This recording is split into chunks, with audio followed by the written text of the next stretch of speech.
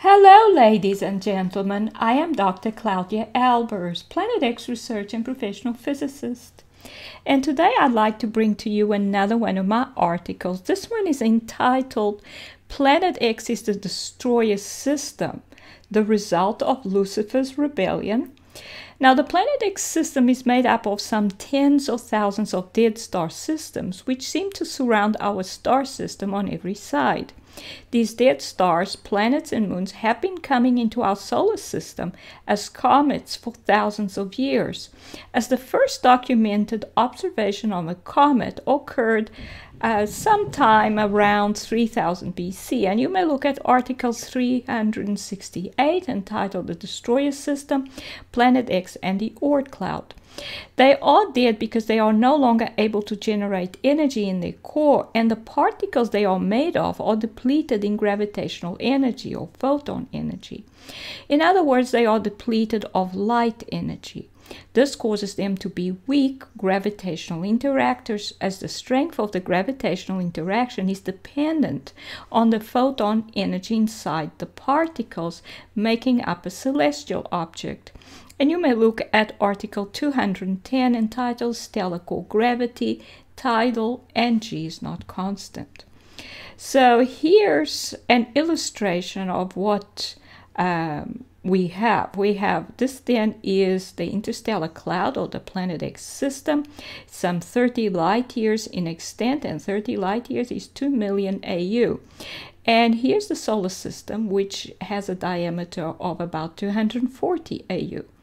So that means that the Planet X system is about 10,000 times larger than the solar system. And so we can expect it to be comprised of some 10,000 star systems. But they're all dead. Now, the interstellar cloud, which seems to be the region of the galaxy occupied by these dead star systems, is certainly not the whole galaxy, as the galaxy is 53,000 light years in radius. So this system only occupies a small part of the galaxy.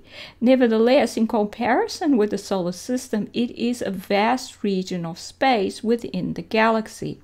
This region is also not at the edge or close to the center of the galaxy, but somewhere in between, and stars in galaxies seem to all be about the same age, which is why the redshift from different regions is about the same. Redshift, as Alton and Arp found, is an intrinsic property of matter and related to the age of matter, and cannot thus be used to determine recessional velocity and therefore distance. And you may look at article 441 entitled Is Dark Matter Engulfing the Sun and the Earth? This means that it is not likely that all these stars died of old age. So some other event caused their death. And here we see where it is believed that the solar system is. And the Planet X system would actually be even smaller than this blue dot here, about half the size of that blue dot. And what we would be able to see if we didn't have to account for the constant speed of light, we would see a dark spot in that region of the galaxy, and that would be the Planet X system, which is comprised of dead star systems. Now, according to Genesis 1 verse 1 to 3, we read, "In the beginning God created the heaven and the earth was without form and void, and darkness was upon the face of the deep, and the Spirit of God moved upon the face of the waters. And God said, Let there be light, and there was light." So God created heaven and the earth, or the universe and earth.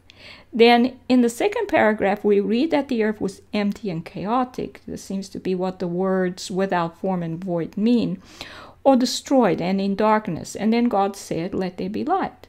It is not likely that God would have created the earth in this state. So it must have become like that. Something caused it to become like that. Then once God says, "Let there be light," he proceeds to restore the earth and place the sun in place, etc. Light is the energy that stellar cores lack. They do not have enough light inside their particles. And so the earth was also in this state before God commanded light to appear. In other words, God revived the earth and caused light or photon energy to enter all its particles by saying, "Let there be light." Since we now know that the solar system is inside a large volume of space, some 30 light years in extent, where all the star systems have died, it is logical to think that these were all destroyed at the same time that the Earth was. And what destroyed them? Well, it's likely that Lucifer's rebellion was what caused all these star systems to be destroyed, and it was most likely God who destroyed them simply by removing his light from them. And we read about Lucifer's rebellion in Isaiah 14, verse 12 to 16, where it says, "How you are fallen from heaven, O Lucifer, son of the morning! How you are cut down to the ground, you who weaken the nations! For you have said in your heart, I will ascend into heaven. I will exalt my throne above the stars of God. I will sit on the mount of the congregation on the farthest side of the north. I will ascend above the height of the clouds. I will be like the Most High." And then it says, "Yet you shall be brought down to Sheol, to the lowest depths of the pit." Notice that he talks about exalting his throne. So he was a ruler, and he must have ruled over other angels, and thus most likely over those who inhabited the star systems that were destroyed. These angels followed him when he decided to invade heaven, where God dwells, and the result was the destruction of all their star systems. So in conclusion, the Planet X system is made up of many thousands of dead star systems. It surrounds the solar system on every side. It is not likely that all these star systems died of old age, as all stars in a galaxy are of about the same age. They thus seem to have been destroyed in some cataclysmic event. The biblical description of the rebellion of Lucifer describes a possible explanation as to why this occurred. And those are the references. This is Dr. Claudia Albers, Planet X physicist. Thank you for watching.